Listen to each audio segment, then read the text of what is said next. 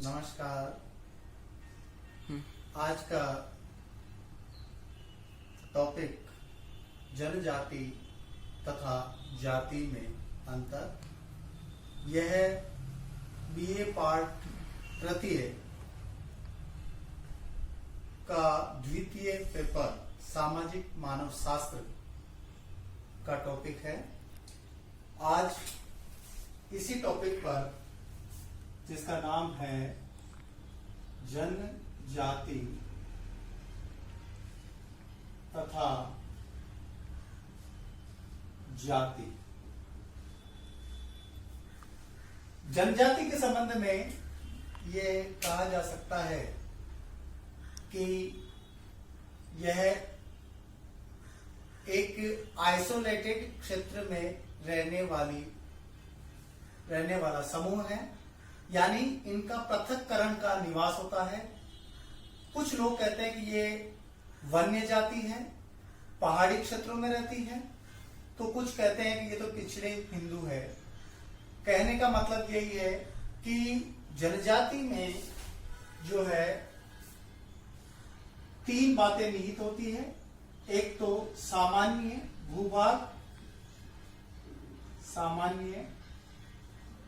भूभाग होता है, यानी कि कोई भी जनजाति किसी भी क्षेत्र में रह रही है तो वह उसी क्षेत्र, उसका एक सामान्य रूप में वह भूभाग होता है, यानी उसकी लाइफ जो है उसी भूभाग पर निहित होती है। तो पर्टिकुलरली एक जनजाति उस सामान्य भूभाग अर्थात उस क्षेत्र में निवास करती है। दूसरा, प्रत्येक जनजाति की सामान्य भाषा होती है। कोई भी जनजाति हो तो उस जनजाति की अपनी एक लैंग्वेज होती है, एक भाषा होती है। भाषा संप्रेषण और संचार का माध्यम है, तो हर जनजातियों की अलग अलग भाषा होती है। और तीसरी अगर हम बात करें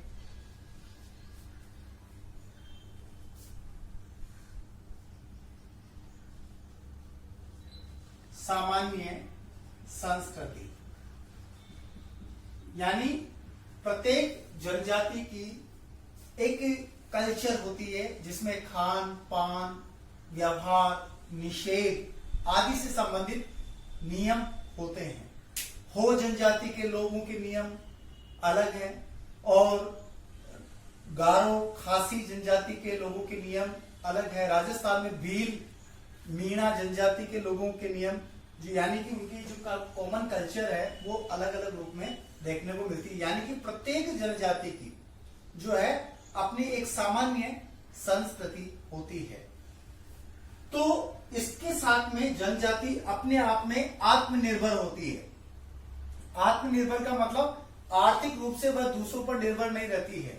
उसी जाति के समूह के अंदर समूह के जो सदस्य है वो परस्पर रूप में वस्तु विनिमय कर सकते हैं और इनका आर्थिक जीवन जो है, जैसे आखेट करते हैं, तीर धनुष के माध्यम से पशुओं को मार करके उनका भक्षण करते हैं। इसके साथ में जो है कृषि भी कर सकते हैं। ये ऐसी जनजातियां हैं जो कृषि करती है।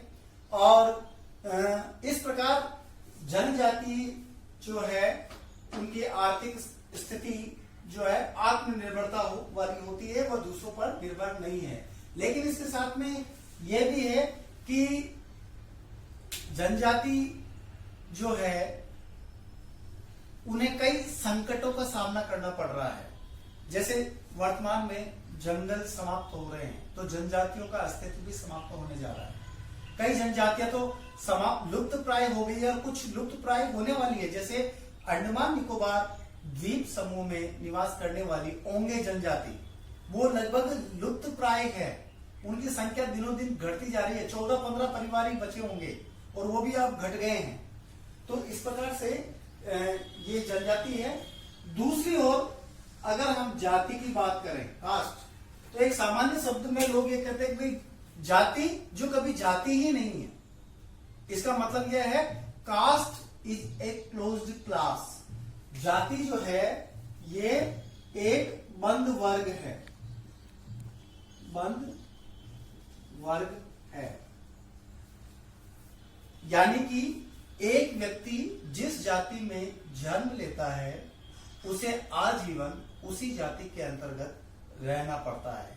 इसीलिए कहा गया है caste is a closed class. यदि निम्न जाति में व्यक्ति जन्म लेता है और यदि इकोनॉमिक कंडीशन के आधार पर वह कलेक्टर भी बन जाए, उसकी सामाजिक स्थिति ऊपर हो जाए, लेकिन फिर भी जातिगत व्यवस्था में उसकी स्थिति निम्न ही रहेगी, ऐसा जाति के नियम में बताया गया है। दूसरी बात अगर हम कहें तो जाति में जो है खान पान से संबंधित प्रतिबंध पाए जाते हैं। खान पान से संबंधित प्रतिबंध। एक व्यक्ति किस जाति का है वह दूसरे व्यक्ति से किस प्रकार का संबंध स्थापित करेगा, यह जातिगत नियम बताएंगे। तो भाई किस एक सवर्ण जाति का व्यक्ति दूसरी किन किन व्यक्तियों के यहाँ पर वह खान पान से संबंधित संबंध रख सकता है। तीसरी बात आती है जाति के अंतर सहस्त्रण की प्रक्रिया होती है। सहस्त्रण का मतलब हो गया उच्चता और निम्नता की स्थिति। यानी जाति में कुछ जातियां सामाजिक स्थिति के आधार पर ऊंची होती है तो कुछ जातियां सामाजिक स्त्रीकरण के आधार पर निम्न होती है। उच्चता और निम्नता का भाव जाति के अंतर्गत पाया जाता है। इसके अलावा जाति के परंपरागत व्यवसाय देखने को मिलता है। परंपरागत व्यवसाय,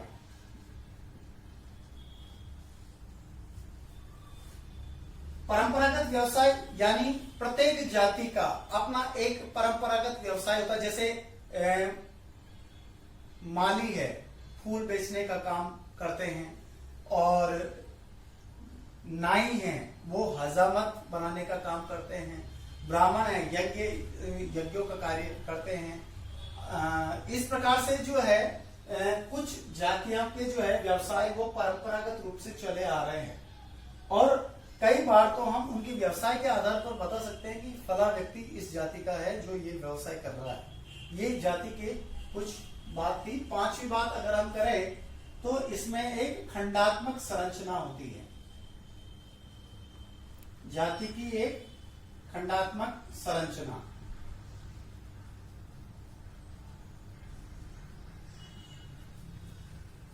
खंडात्मक संरचना का मतलब होता है प्रत्येक जाति की जाति पंचायत होती है, और प्रत्येक व्यक्ति को उस जाति के सदस्य, उस व्यक्ति को जो सदस्य है जाति पंचायत के, तो वो जाति पंचायत के नियम हैं, और उन जितने भी व्यक्ति हैं जाति के, उन सभी को जाति पंचायत के द्वारा नियमों का पालन करने पर बाध्य करती है।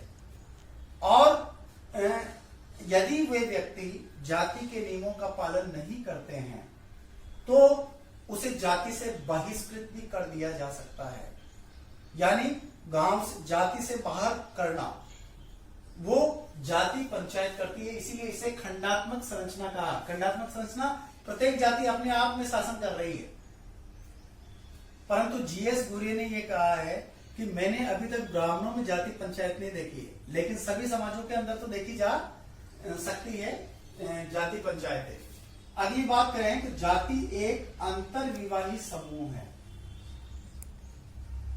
अंतर्विवाही समूह है का तात्पर्य यह है कि एक जाति का व्यक्ति अपने जीवन साथी का चयन जो है अपने ही जाति के समूह में से करता है। वह उसी समूह में से करना पड़ेगा जिस समूह का व्यक्ति है, यानी अपने ही जाति समूह से करता है। तो इस प्रकार से जनजाति तथा जाति के बारे में हमारे सामने एक फ्रेमवर्क आ गया है।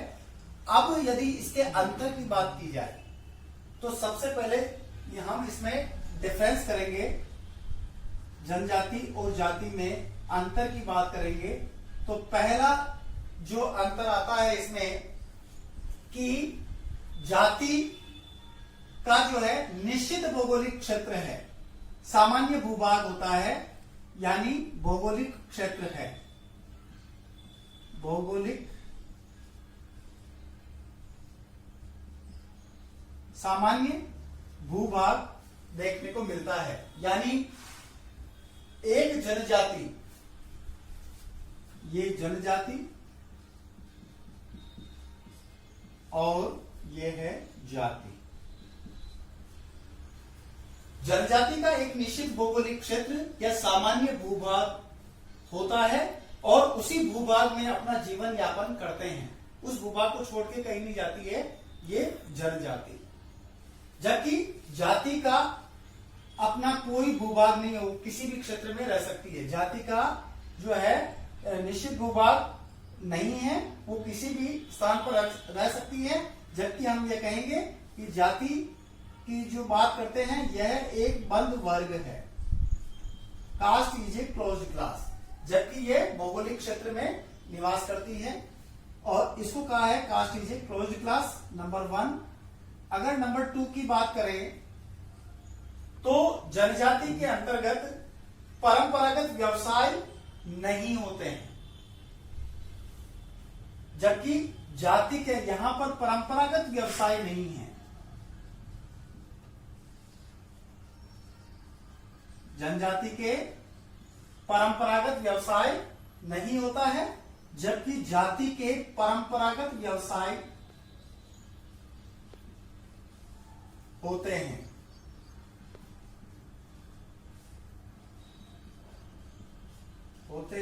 और इसमें नहीं होते हैं। अगर तीसरी बात पे हम बात करें तो इसमें जो जनजाति है वह काल्पनिक, यानी अपनी जो उत्पत्ति है, उत्पत्ति जनजाति अपनी उत्पत्ति जो है वो काल्पनिक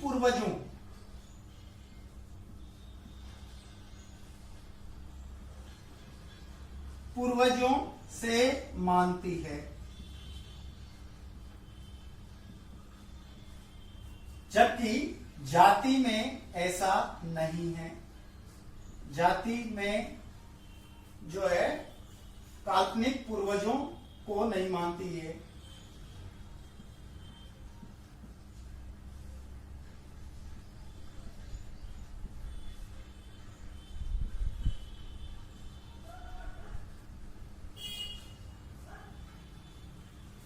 अगर चौथी बात मैं करूं इसमें तो जनजाति का एक राजनीतिक पॉलिटिकल संगठन होता है। राजनीतिक संगठन होता है। राजनीतिक संगठन का मतलब पूरे जनजातीय समूह एक एकीकृत होता है और एकीकृत होने के साथ में उस समूह का जो वयोवृद्ध व्यक्ति है, सारी सत्ता उस वयोवृद्ध व्यक्ति के हाथ में होती है। वो जो भी निर्देश करेगा सारे समूह उसको मानते हैं और आदर पूर्वक उसका पालन भी करते हैं। लेकिन जब हम यहाँ बात करें जाति के अंतर्गत तो यहाँ पर कोई राजनीतिक संगठन जाति का नहीं है, बल्कि यहाँ जाति पंचायत महत्वपूर्ण है। राजनीतिक संगठन के बजाय जाति पंचायत है, जो कि इसी के द्वारा जाति पंचायत के द्वारा उनके सदस्यों पर नियंत्रण स्थापित किया जाता है। जाति पंचायत द्वारा सदस्यों पर नियंत्रण रखा जाता है।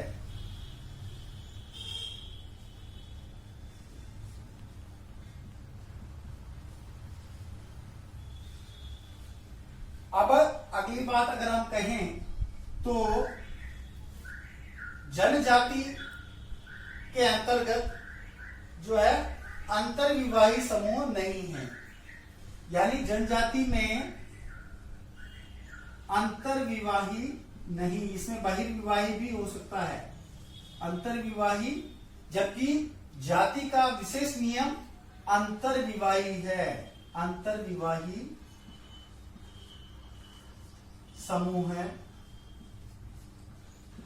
है, इसके नियम पाए जाते हैं। जबकि ये अंतर्विवाही के नियम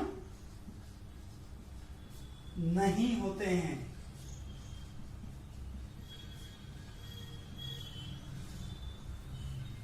यानी जीवन साथी का चयन जाति यह स्वीकार करती है कि अपने ही जाति के अंतर्गत करे, लेकिन जनजाति में ऐसे नियम नहीं पाए जाते हैं।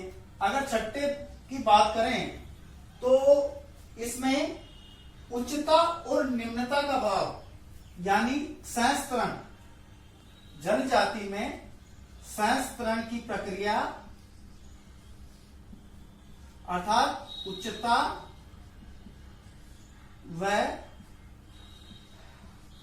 निम्नता का भाव नहीं होता है, जबकि जाति में जो है सहस्त्रण की प्रक्रिया पाई जाती है, सहस्त्रण की प्रक्रिया है। इसमें उच्चता और निम्नता का भाव देखने को मिलता है। इसी संस्करण में विभिन्न प्रकार की जातियां हैं जिसमें ब्राह्मणों को सर्वोपरि माना गया है। अगली बात अगर हम कहें तो जनजाति में जो है टोटमवाद की प्रक्रिया होती है। जनजाति में अपने अपने टोटम होते हैं। टोटम का मतलब होता है पवित्र वस्तुएं। जैसे धर्म की बात की जाती है और धर्म में टोटमवाद, जैसे मान लीजिए ट्रोबियांडा द्वीपवासी के लोग वो मानते हैं इसको, ऑस्ट्रेलिया की अरुंडा जनजाति के लोग, क्योंकि इमाइल दुर्खिम ने धर्म का प्रारंभिक स्वरूप ऑस्ट्रेलिया की अरुंडा जनजाति में देखा गया। अरुंडा जनजाति में जो है टोटम की बात कही गई है। टोटम का मतलब होता है एक, ये पवित्र वस्तु भी हो सकता है, प्राणी भी हो सकता है, जीव जंतु भी हो सकता है, जो व्यक्तियों को स्वप्न में आकर के उसकी रक्षा के बारे में या उसके नुकसान के बारे में बता सकता है कि आपको नुकसान होने वाला है या आपको लाभ हो रहा है। जैसे एक विशेष पशु की आवाज, तो उस पशु की आवाज से वो डर जाता है या उसको आगाह कर दिया जाता है कि भाई कोई इस तरह की बात हो रही है। जैसे कुत्ता रात को रोता है, इसका मतलब क्या है कि किसी न किसी की मृत्यु होने वाली है। ऐसे लोगों में मान्यता होती है जनजातियों में। तो ऐसे पशु पक्षियों को जो कि उसके टोटम हैं उनको पवित्र मानते हैं, तो ऐसे की पूजा की जाती है, उनके चित्र घरों में टांगे जाते हैं। यानी आध्यात्मिक धर्म क्या है? आध्यात्मिक शक्ति में विश्वास है। तो टोटम भी अपने आप में एक धर्म है। तो कहने का मतलब यह है जनजाति में जो टोटम है वो होते हैं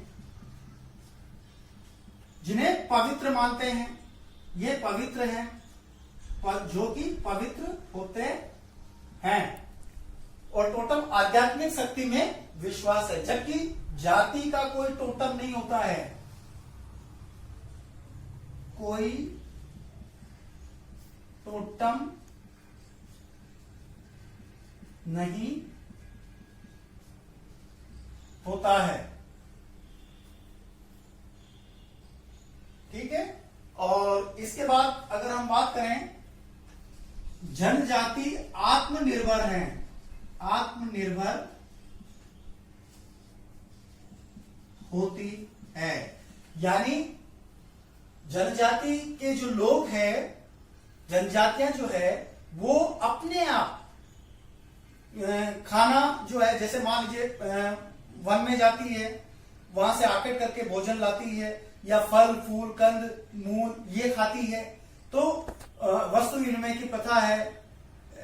तो इस प्रकार की व्यवस्था, यानी यह आत्मनिर्भर है। जबकि जाति इस रूप में आत्मनिर्भर नहीं है, आत्मनिर्भर नहीं है। और अगली बात करें तो जाति जो है इसका आधार क्या होता है? जन्म। जाति का मूल आधार होता है बर्थ, यानी कि एक व्यक्ति जिस जाति में जन्म लेता है उसे आजीवन उसी जाति के अंतर्गत रहना पड़ता है।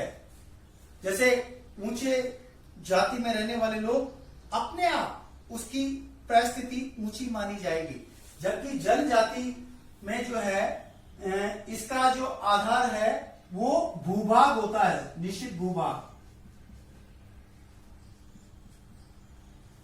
भूभाग। इसका आधार तो सामान्य भूभाग है, लेकिन जाति का जो आधार है वो जन्म है। कहने का मतलब यही है कि जनजाति और जाति दोनों में अंतर है, लेकिन आज जो है कई परिस्थितियां हो गई है, बदलाव हुआ है। तो जैसे औद्योगिकरण हुआ है, नगरीकरण हुआ है, जनसंख्या की बढ़ोतरी हुई है, तो इन बढ़ता हुआ धन का महत्व है, इन सभी फैक्टर के कारण इन कंसेप्ट में भी बदलाव आया है। जाति जिसकी बात की जाती है, अब वो बंधन, जाति के बंधन ढीले पड़े हैं।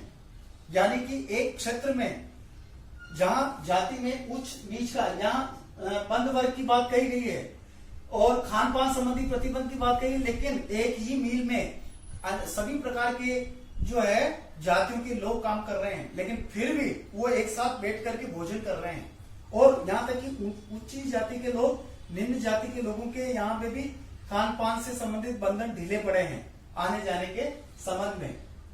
संस्थान की प्रक्रिया में भी अब धीरे धीरे बदलाव आया है और परंपरागत व्यवसाय में भी बदलाव। आजकल तो ऊंची जातियों के लोग जैसे अग्रवाल शू स्टोर, व्यवसाय की जो स्वतंत्रता है, व्यवसाय को चयन करने में स्वतंत्रता बढ़ी है औद्योगिकरण और नगरीकरण के कारण।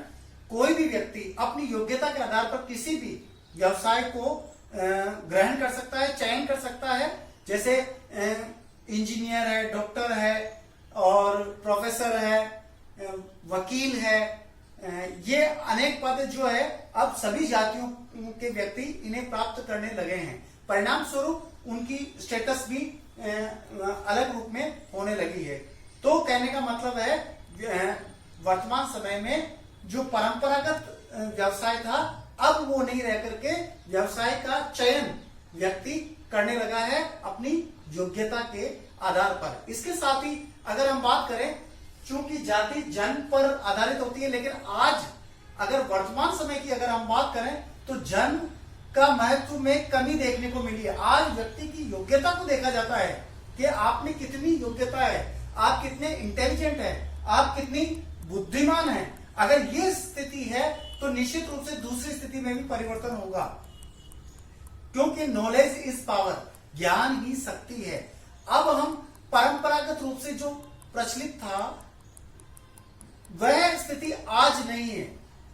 अर्थात आज व्यक्ति अपने नॉलेज के आधार पर, अपने पद के आधार पर वह कार्य कर सकता है। नॉलेज प्राप्त करके ऊंचा ओहदा प्राप्त कर सकता है, अपनी स्टेटस को, सामाजिक स्थिति को भी उस ओहदे के आधार पर ऊंची रख पाता है। साथ ही अगर हम ये देखें तो इसमें नवीन कानून जो है दिया गया है, उस नवीन कानूनों का भी प्रभाव हमें देखने को मिला है। जैसे जनजाति और जाति, इनको एक शेड्यूल दी गई है सरकार के द्वारा, जिसको अनुसूचित शब्द बोला गया है। अनुसूचित जाति, अनुसूचित जनजाति, यानी इन्हें विशेष प्रावधान और आरक्षण दिए गए हैं अपनी सामाजिक स्थिति को ऊंचा उठाने के लिए, आर्थिक स्थिति को ऊंचा उठाने के लिए और राजनीतिक स्थिति को ऊंचा उठाने के लिए। तो ये सारे प्रावधान के कारण आज निम्न जातियां या जनजातियां अपनी सामाजिक स्थिति को उठाने में समर्थ हुई है। यहां तक कि ये लोग सामाजिक, राजनीतिक और आर्थिक स्तर पर सक्षम भी हुए हैं और मजबूत हुए हैं, और ये ज्ञान प्राप्त करके, नॉलेज प्राप्त करके आगे बढ़े हैं। इसके साथ में अगर हम बात करें तो जो सदियों से चला आ रहा है दलित जाति की जो निम्न स्टेटस है, अब वो भी एजुकेशन ग्रहण कर अपनी सामाजिक स्थिति में बदलाव लाई है। और चूंकि ये खुली प्रतिस्पर्धा है, ये बंद नहीं है वर्तमान समय की, और खुली प्रतिस्पर्धा में कोई भी व्यक्ति ऊपर जा सकता है, शीर्ष पर सदैव रिक्त स्थान रहता है। कहने का मतलब यही है कि जनजाति तथा जाति की जो वर्तमान स्थिति है उसमें काफी बदलाव देखने को मिला है। बहुत बहुत धन्यवाद।